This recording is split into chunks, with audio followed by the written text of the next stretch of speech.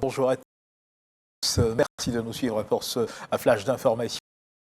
Sachez que le projet de loi de révision de la Constitution a été adopté hier mardi par le Parlement réuni en congrès. Députés et sénateurs ont délibéré sur le texte qui avait été examiné en commission et en plénière par les deux chambres. Et le oui l'a emporté avec un score de 301 voix, 35 contre et 4 abstentions. La commune de Yopougon aura dans quelques mois son marché de gros et détail. Situé dans la commune de Yopougon, au quartier Gesco Manutention, l'ouvrage est estimé à 24 milliards de francs CFA. Il va accueillir près de 3000 commerçants dans un cadre moderne. La cérémonie de pose de la première pierre de l'ouvrage a eu lieu hier mardi, donc en présence du chef du gouvernement. Nous y reviendrons dans nos prochaines éditions. Sachez également que la conférence de lancement de la journée de la femme africaine du COF, le consortium des organisations de la société civile féminine, s'est tenue donc à la représentation résidente de la CEDEAO dans la commune de Cocody. Ce qu'il faut également savoir, c'est que ce consortium regroupe une cinquantaine d'organisations qui travaillent pour l'épanouissement des femmes. Cette activité s'inscrit dans le cadre de la promotion des droits et des prouesses de la femme. C'était en présence de la sénateur Mariam Dao Gabala. Le reportage est signé Générosa Aquadio et Godefroy Okambawa. Contribuer à l'évolution des droits des femmes en Côte d'Ivoire et en Afrique et surtout combattre les inégalités sociales. C'est l'objectif que vise le consortium des organisations de la société civile féminine. La présidente de ce réseau invite les décideurs à la promotion des droits de la femme en tenant compte de leur réalité.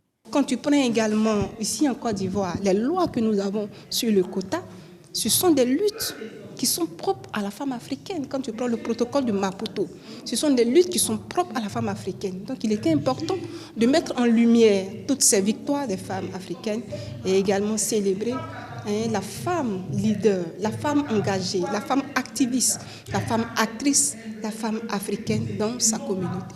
Qui mieux qu'une femme peut créer des produits digitaux qui répondent à ce dont la femme a besoin. On peut se poser des questions, donc on a besoin d'elle au niveau de la création d'un certain nombre de valeurs, mais on a besoin d'elle aussi en tant qu'utilisatrice. Aujourd'hui, même pour inscrire votre enfant en 6e, il faut aller sur le digital. Et combien de femmes sont capables de le faire? Ensuite, tout est en français.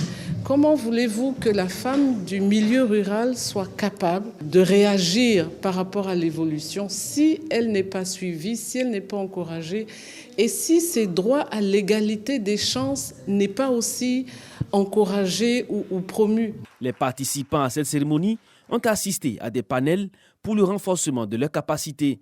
La journée de la femme africaine sera célébrée le 31 juillet prochain. Elle sera meublée par une opération de don de sang et un panel de haut niveau.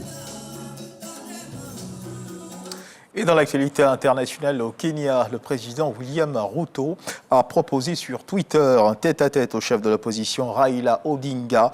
Les relations sont tendues depuis quelques mois. Un peu plus tôt, hier mardi, l'opposant Raila Odinga avait dénoncé une violence policière sans précédent lors des manifestations contre la vie chère qui secoue le Kenya depuis des mois et accusé donc William Ruto de mener une politique économique inefficace, voire de nature à aggraver encore l'état des finances du pays. Selon lui, l'opposant est à l'origine d'une mobilisation contre la nouvelle loi de finances qui prévoit une hausse des taxes. La coalition Azimio de l'opposant Raila Odinga appelle d'ailleurs ce mercredi à des défilés et veillées de solidarité pour les victimes des violences policières et affirme avoir recensé au moins 50 personnes tuées depuis le début du mouvement de protestation en mars.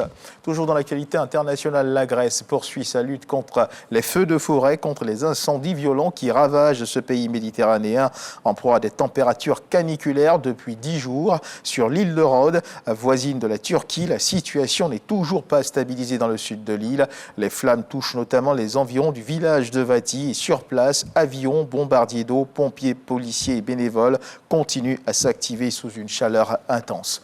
On termine ce tour de l'actualité internationale avec le Cambodge. Le Cambodge où le Premier ministre cambodgien Hun Sen, âgé de 70 ans, a annoncé sa démission. Il a pris également la décision de passer la main à son fils après 38 ans au pouvoir.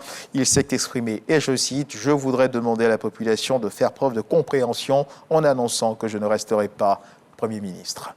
Voilà qui marque la fin de ce flash d'information. Merci de nous avoir suivis. Je vous retrouve à 13h pour le journal.